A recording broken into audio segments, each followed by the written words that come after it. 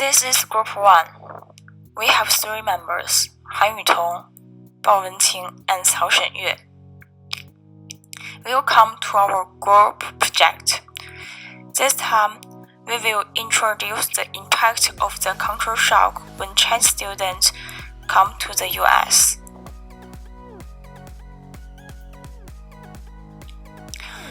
The first part is a brief introduction.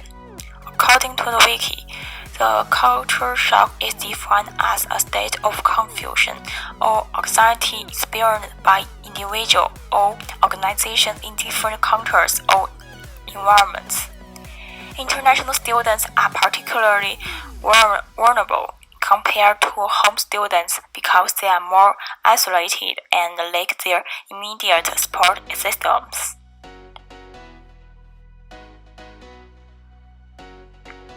And the first problem is what caused the culture shock.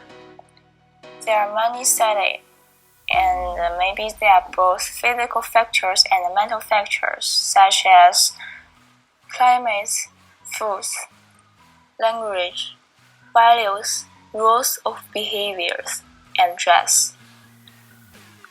Performance. Mood swings easily, lonely, confused, worried, and so on.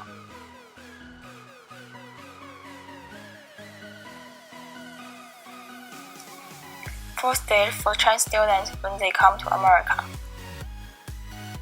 From the graph, we can see the x-axis is time and the y-axis is the happiness or satisfactions. There are 4 stages: initial, joyful, shock, and adaptive period. The initial period is very short and the joyful period has a high satisfactions, but after that is a shocked period. It has a lowest happiness and satisfactions and it will last a long time. After the shocked period, you will gradually adapt to the new life in America.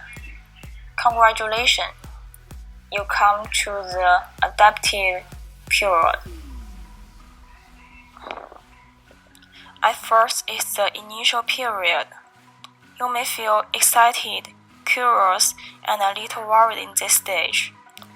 When students have just arrived in the United States, they need to settle their lives first, including picking up items, moving furniture, and even falling time. So this time, they are not too much shocked to the culture. And then is the joyful period. It's a positive and enjoyable stage. When the Chinese students settle down, they will slowly begin to contract and initially enjoy the local life. For Chinese students, fresh air, understanding of the excitement of American friends is memorable. This is the stage of enjoyable. And then is the shock period. You may feel confusion, depressed, sad, and so on. When we are more in touch with the local culture, the excitement is over and the shocking period begins. The most important features of this stage is confusion and discomfort. When the body does not meet the symptoms begin to appear.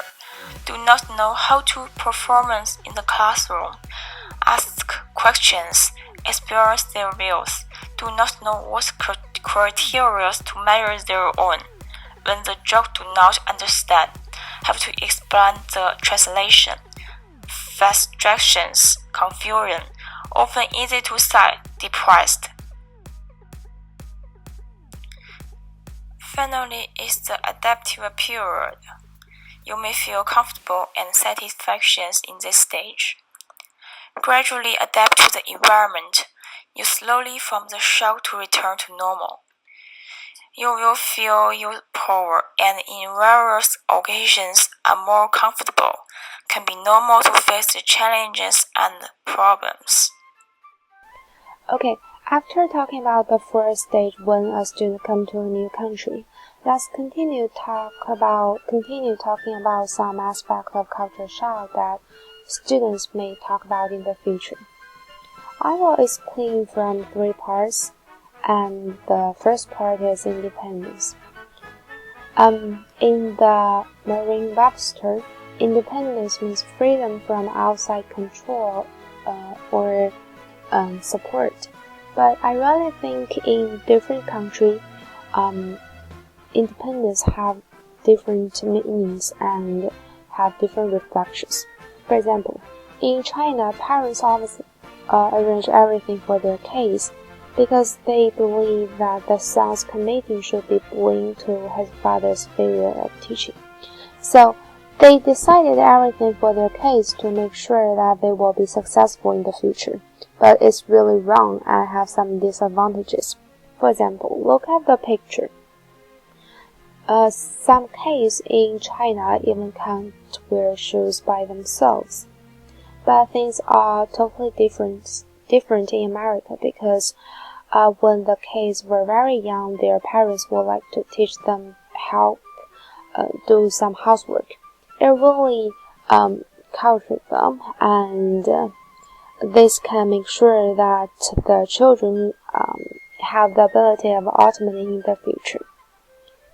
Because the independence is a very important thing of a kid. And the second part is law and morality. Different countries have different laws and different countries have different moralities. In China, Chinese law is based on the traditional Chinese culture and influenced with the thousands of years of history. And Chinese always like to talk about law. So in some special situations, the rule can be broken. But in America, you must obey the rule under any situation, and once someone broken the rule, he or she must be punished. Because Americans believe in individualism and the Chinese value collectivism as a high level. And also, in China, people prefer solve problems by some other ways, such as persuade, and the people can easily influenced with the outside society or some people's words. So the situation can easily change. But in America, if people have any questions about the solution or have different ideas, they will choose to appeal or try to solve the problem again. That's the difference between China and America. And the last part is religious faith. The faith is influenced by the country's culture, and different countries have different religious faith.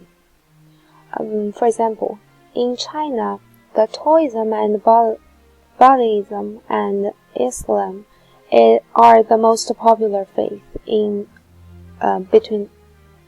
among people. But in America, Christianity and the Catholic Church are more popular. In China, there are almost 100 million people who have religious faith. Even though compared to the number of the people in China, this number is not big. But the Chinese government gives people the freedom to choose their own religious faith and totally support them if it is. And in America, religious faith is also an important part in people's daily life. For example, most of Americans have religious faith, and in a survey in 2004, 41% of Americans will join a religious activity every week. And even the president also has religious faith.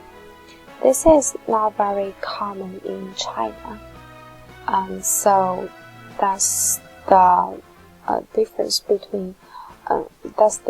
about the religious faith.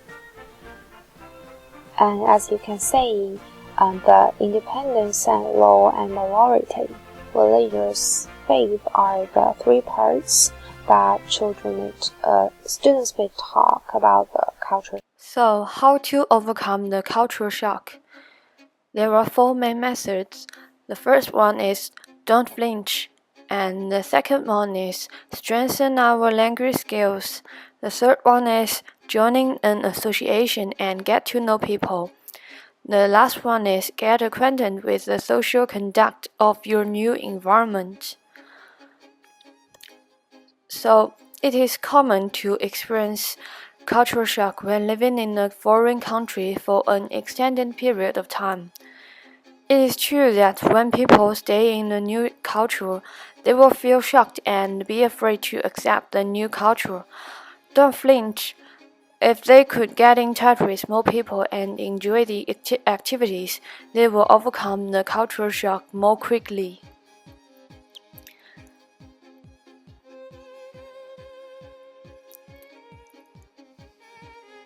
Strengthen language skills increases your communication skills and it helps you to integrate with the local community. It also demonstrates your interest in the new country. So when it comes to joining an association and get to know people, it is always important to remember that good relationships are very important. Also, respectfully ask questions, read newspapers, and attend a variety of festivals and events are also very important.